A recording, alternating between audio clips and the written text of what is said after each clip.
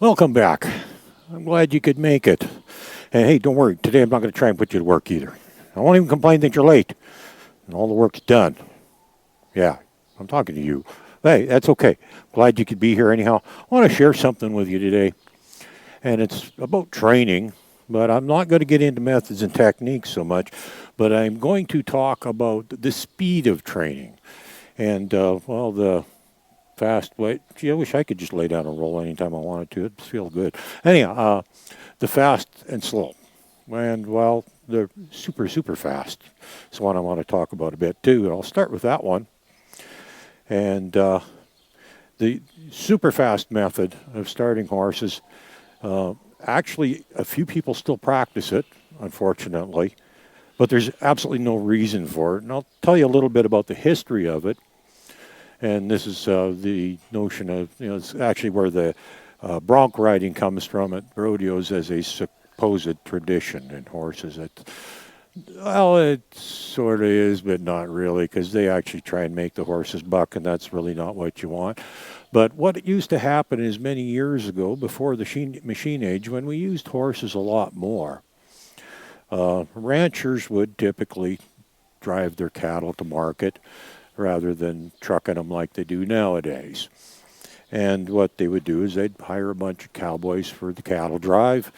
And usually they didn't have enough horses to go around, so what they'd do is they'd buy a bunch of unbroke horses, grade horses, which even back then they were relatively cheap, because let's face it, they didn't want to put a huge investment into these horses.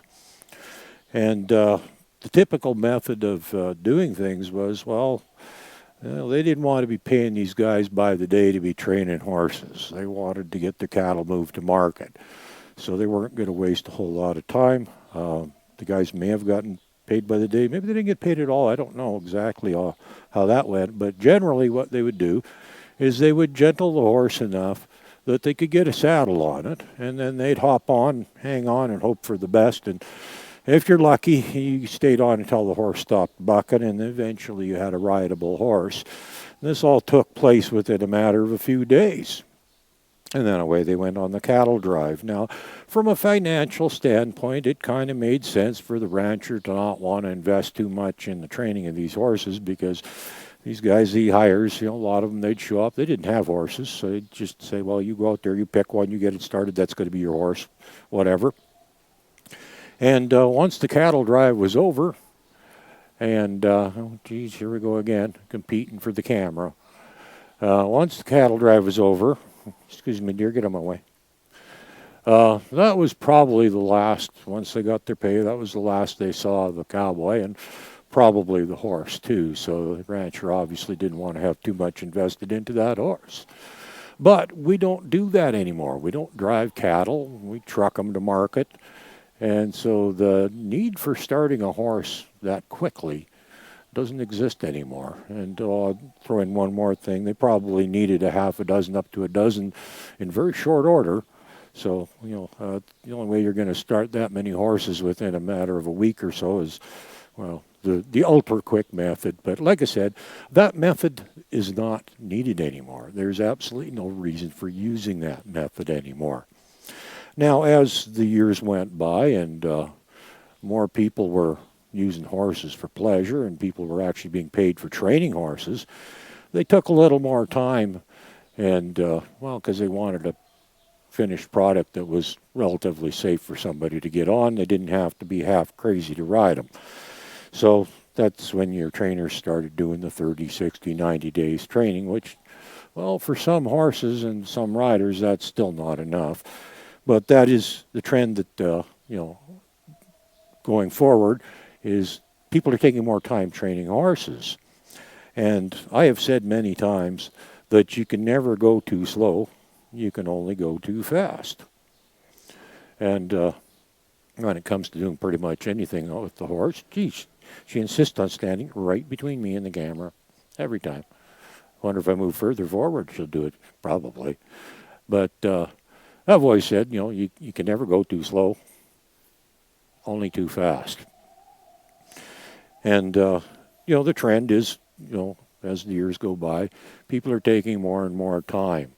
in training the horses. Now, I'm at a bit of an extreme, is I think you can take as long as you want. You can take months, even years if you have to. It's, depending on your skill level and the horse you're dealing with and the facilities you got and how much time you got. That all makes a difference in how much time you can take. But there's, this whole bucking out a horse nonsense, there's absolutely no reason for that anymore. The need for that type of training doesn't exist. So there's absolutely no reason to be doing it anymore. Unfortunately, there actually are still a few people out there that think that's how you start horses. Unfortunately, and yeah, I've talked to them. I know they're out there. And it's because, well, Grandpa did it that way, and he taught Dad, who taught me, and so on. And it's they don't realize how far back that goes, that it goes back to a time when we'd used horses for everything, and we had to get them started in a hurry. But that need is not there anymore. That's not the way to do things, and there's absolutely no reason to ever buck out a horse. None. That's none whatsoever. I'm not saying it's never going to happen where the horse is going to get a little excited when you get on it for the first time. Occasionally it can happen. But, don't be fooled by the, notion that a horse should be started in a certain length of time because, the whole 30, 60, 90 days thing, I don't think that's fair to the horse or the trainers. Unfortunately, that's the expectation of the customers. Most trainers offer those options of, a set time frame. And I can't remember exactly who it was that said it, but, the biggest disservice we can make to a horse is to put a time frame on anything that we do with the horse. And that would include the training, especially the training. It's not fair to the horse to say it has to learn something in a certain length of time. They all learn a little bit different. And sometimes you might have to take as long as it takes. And then there she goes again. Got to get between me and that camera all the time. I'll share a little story from a while back. I went to look at a horse. Almost bought it. Somebody else beat me to it. I hope it got a good home. I thought it was a lovely horse. It was an Arabian Andalusian cross. And very sensitive, very intelligent horse. But the owner of the horse didn't think it was making adequate progress in its training, and after a few weeks at the trainers, they still hadn't ridden it yet. And, considering the skill of the trainers, they figured that was unacceptable, and they actually pulled the horse out of training and put it up for sale because they didn't think it was ever going to be suitable for the purpose it was intended for. Well, I think that was a big mistake on their part because even if the horse did take a little bit longer than some, in the end, that could have been an absolutely lovely horse. And there was nothing wrong with it that I could tell. I went and took a look at it. I went away, thought about it for a bit, and before I had a chance to get back there with the money, somebody else had already picked up the horse and handed them the money. So, so much for that one. But that was an example of how people will frequently think that, and it's, again, goes back to the financial thing, just like the rancher didn't want to invest too much in training nowadays because people are paying somebody else to train their horse. They don't want to invest too much into the training, so they want to limit it to a certain amount of time that it's going to take, and if the horse it looks like it's going to be taking a little bit longer, they don't want to invest the money, and I think that's a really foolish thing to be doing. And it's also one of the reasons I think we should train our own horses so we can take as long as we want and it doesn't cost us anything. But on the flip side of that is instead of buying a $5,000 horse, maybe buy a $1,000 horse and spend $4,000 towards training. That way you can afford to take 3, 4, 5 months if that's necessary. If you get a good trainer that understands that not all horses learn at the same rate, and they say, hey, you know what, the horse is doing okay, but it's going to take a little bit longer, then you got the money set aside, and you can say, no problem, you take as long as it needs to.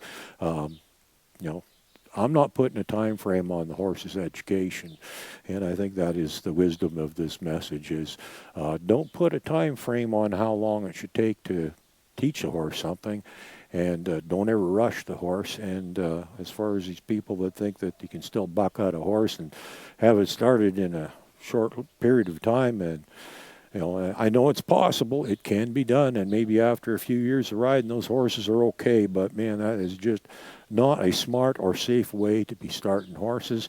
It's traumatic for the horse, and it's downright dangerous for the person getting on the horse. So take your time, go slow. You can never go too slow. You can only go too fast. Have a good day. Oh, and by the way, if you enjoy any of my messages and my videos, feel free to subscribe. Click on the bell next to the subscribe button, and under that one, click on all so that you get notified of every single video that I put out. There's bound to be one of them that's going to have something you're going to like. Have a good day.